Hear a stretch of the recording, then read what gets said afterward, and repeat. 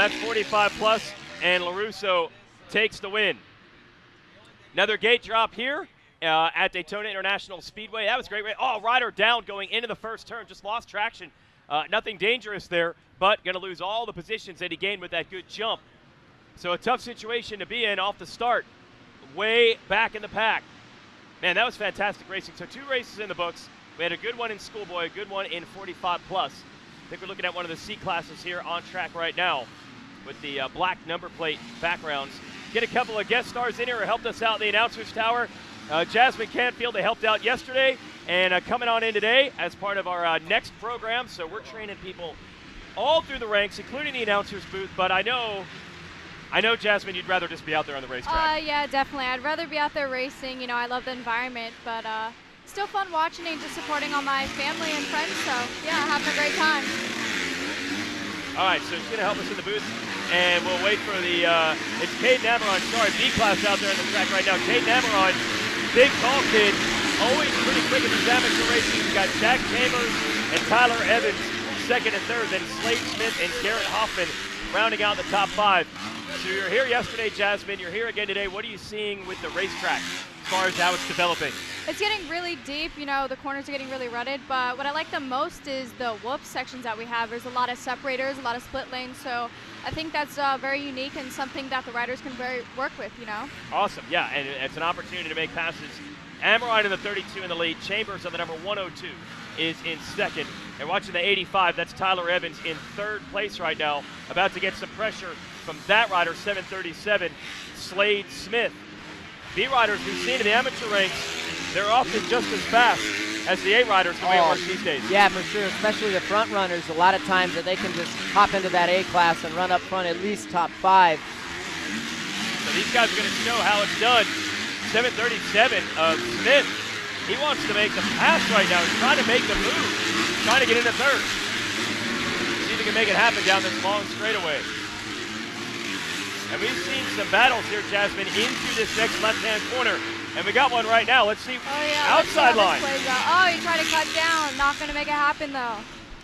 I'm surprised that a lot of these guys, they're all taking the same line right now through the split lane, kind of following each other. I anticipate that soon here you will see the guys start to take the inside.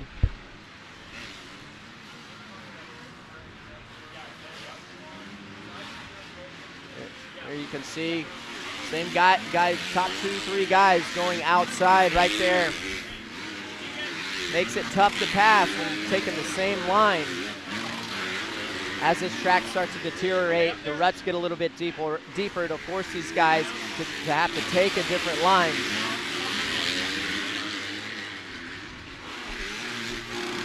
So, Amaron's long gone out front, got a lead of about 2.5 seconds. Here's your battle right now. Evans gonna try this outside line again. Smith around the outside, no. Gets back to that middle run and makes it happen, RC. Yeah, he just breaks a little bit later, harder, his braking distance was shorter. That was a really good pass. That's so hard to do, to pass someone on the outside and then dive to the inside. Well, it's funny, you mentioned that split lane that no one's taking the outside line. Oh, inside line. Inside line, which becomes outside. Yep. By the way, did the winner of the race on Saturday night end up using that outside, inside, outside? He did. And it worked. Yep. That's a really cool section.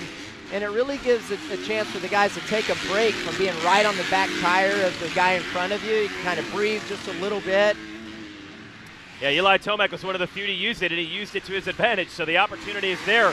We'll see if it works on the amateur track here. Right now, the 85 of Evans. Next rider he's got to deal with is Garrett Hoffman on the number 24. The long straightaway here. Hoffman's using it to make up ground. You see in the back of the shot. 737 Smith is third. Jack Chambers is second. And Caden Amaron out of Great Bend, Kansas leading. And time running out in this 250B division. So what's the status report there, Jasmine? We were hanging out with you yesterday, but what's the injury and how long before you're back out on the racetrack? I tore my MCL, so I had to get knee surgery, and then while I was down, I realized I had a herniated disc in my back, so had to get an injection for that, but I've been on the bikes for 2 weeks at Millisap's training facility, having a great time there, so yeah, just training for B class this year. Actually, I'm very jealous I can't be on the track right now, but it's just great to see where my competition stacks up, and yeah. So I'm really excited. This would be your class. You'd be out there right now. Yeah, absolutely.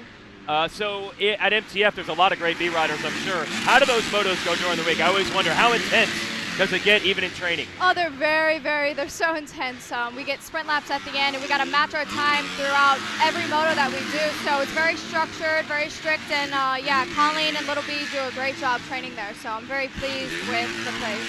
Pays off in situations like this. Amarine's been leading the whole way here in the 32 Yamaha. We're watching him, but Jack Chambers not going away on that 102 in second. He's right there, keeping the pressure on, taking the same line right there.